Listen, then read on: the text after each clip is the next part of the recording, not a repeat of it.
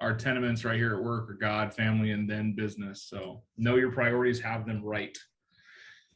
Do you consider yourself lucky? Yeah. Very much so. Yeah. What about you, Erica? Do you consider yourself lucky? Yes, I do. Thank you. Well, I hear a lot of agents say, well, they're just lucky. They're just lucky. This luck has nothing to do with it, does it? Right? Is it about being lucky? Or is it about being prepared? Right? Today's outlook in the Stoic, this is a great book, by the way. It talks about what is more productive, luck or preparation? Coleman Cox in 1920 put it best by saying, I'm a great believer in luck. The harder I work, the more of it I seem to have. I worked with a gentleman named Rich Smith. He was the GM of Dodge for a while, and he said the same thing. He goes, you know what? The harder I work, the luckier I get. And it's a true sentiment. It really is. That one. Someone plugged into the wrong charger, and they were like trying to figure out why I wasn't working. So what are we doing every day to get lucky? Not like that. Stop it. But that's the thing is, right? A lot of agents out there are really putting luck and hope into their business plans. Right? Man, I really need a deal. I hope I get one. Oh man, I got so lucky on that one. The reality isn't luck. I read something yesterday on a class I was in. I wanted to share with you guys. It was, we are not in a buyer's market and we are not in a seller's market. We are in a good agent's market. Because who's winning the deals? Agents that are out there in the field. The agents that are doing it, the good agents that are out there making things happen. It's not about being lucky. Oh, we got lucky on this one. No, it's about making sure your clients are prepared. So is it about luck or is it about being prepared? If your client is willing to do something and it's going to help them win the deal, should we not prepare them for that situation? Case in point, I was working with an agent over the weekend that was putting an offer in for her client on a townhome, listed at $300,000, probably had 100 people through it in 2 days. Extremely desirable location. She calls me up and says, what do you think we should offer? Right? You think I'm going to give her an offer number? Right? I'm going to ask, what is your client prepared to spend? What are they comfortable spending? We prepare our clients for the market so that they can get lucky.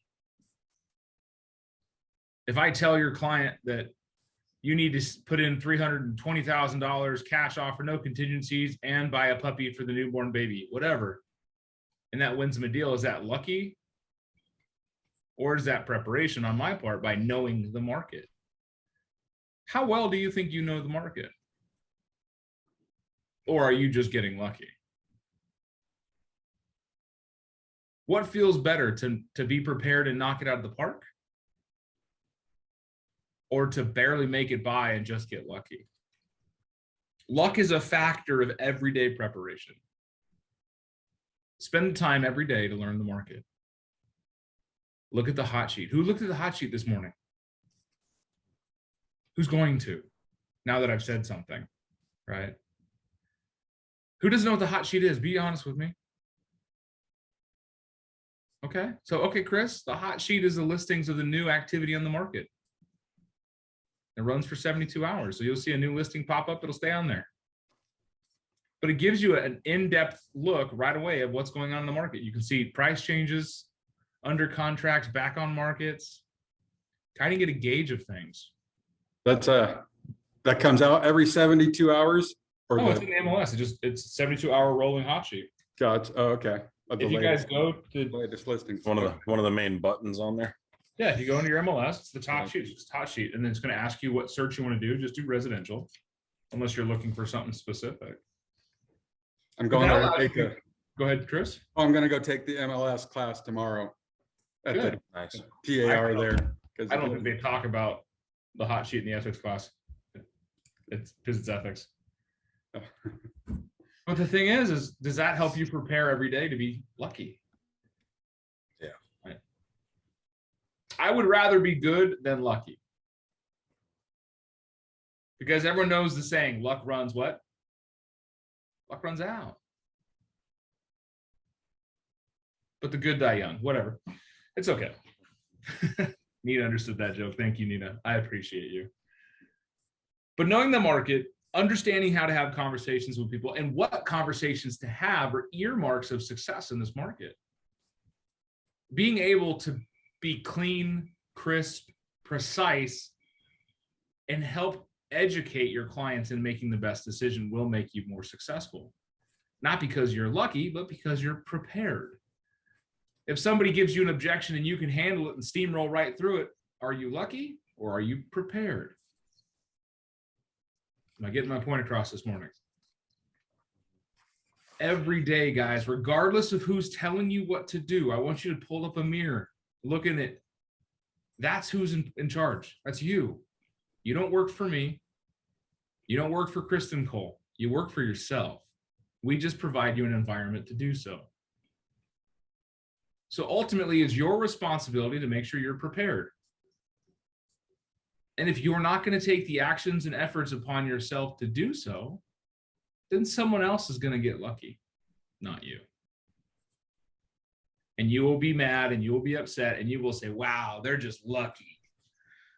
They're not. They outworked you. They outprepared you. They took an opportunity that showed up that you did not. Because after all, opportunities don't go away. They're just taken by somebody else. That's my Dan rant for this morning, guys. I hope it touched your heart a little bit. I want you to just take that into every day. Is what are you doing to prepare? Is your schedule set up? Is your mindset set up? And are you primed to get lucky? All right. Any takeaways, feedback on that? Or are we ready to jump into some scraps?